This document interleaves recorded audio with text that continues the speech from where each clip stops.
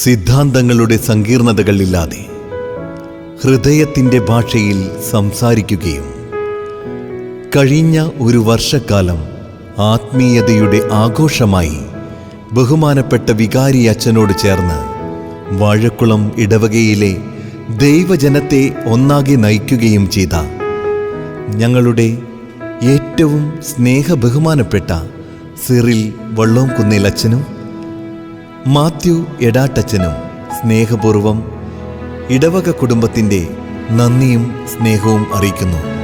അതോടൊപ്പം എല്ലാവിധ യാത്രാമംഗളങ്ങളും നേരുന്നു. സിറിൽ വള്ളോംകുന്നേലച്ച, മാത്യു എടാട്ടച്ച, യാത്രാമംഗളം നേരുന്നു, യാത്രാമംഗളം നേരുന്നു.